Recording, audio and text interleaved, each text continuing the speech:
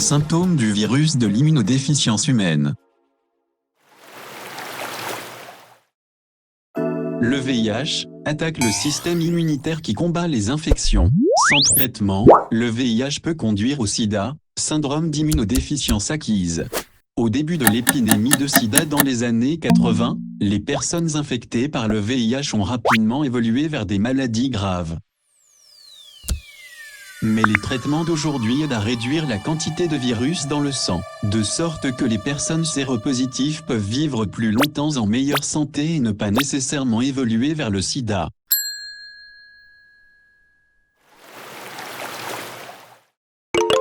Au bout d'un mois ou deux après que le VIH ait pénétré dans l'organisme, 40 à 90% des personnes ressentent des symptômes vaginaux connus sous le nom de syndrome rétroviral aigu, SRA. Au premier stade de l'infection par le VIH, les symptômes les plus courants n'apparaissent pas. Aux États-Unis, une personne séropositive sur 5 ne sait pas qu'elle en est atteinte. C'est pourquoi il est si important de se faire dépister, surtout si vous avez des relations sexuelles non protégées avec plus d'un partenaire ou utilisez des drogues par voie intraveineuse.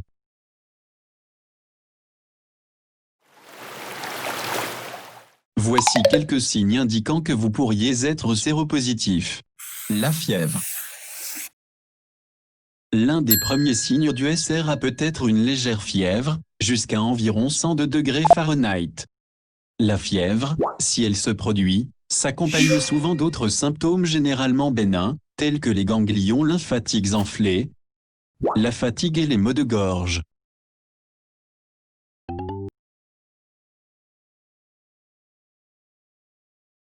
À ce stade, le virus entre dans la circulation sanguine et commence à se répliquer en grand nombre. Pendant que cela se produit, il y a une réaction inflammatoire du système immunitaire. Démangeaison de la peau. Les éruptions cutanées peuvent survenir tôt ou tard dans l'évolution du VIH-Sida.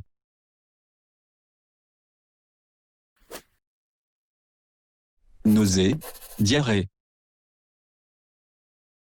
Entre 30% et 60% des personnes souffrent de nausées, de vomissements ou de diarrhée à court terme au début du VIH.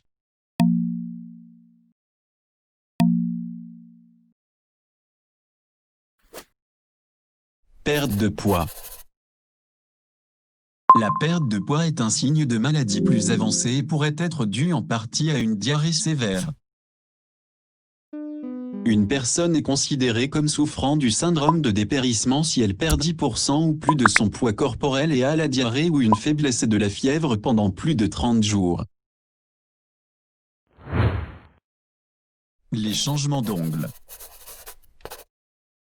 Un autre signe d'infection tardive par le VIH est le changement des ongles, tels que le matraquage, épaississement et courbure des ongles, lignes noires ou brunes allant verticalement ou horizontalement. Les infections à levure.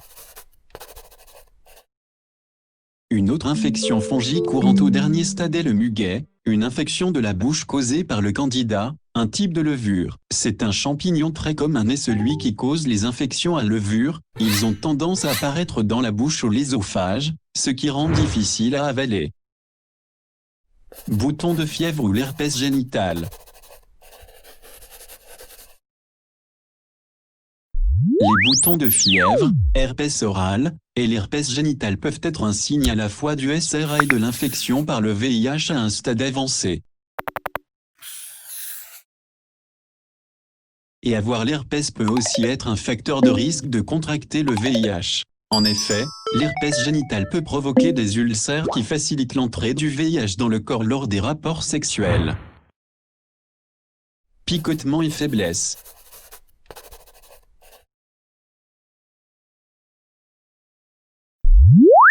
Le VIH tardif peut également causer des engourdissements et des picotements dans les mains et les pieds. C'est ce qu'on appelle la neuropathie périphérique, qui se produit également chez les personnes atteintes de diabète non contrôlé.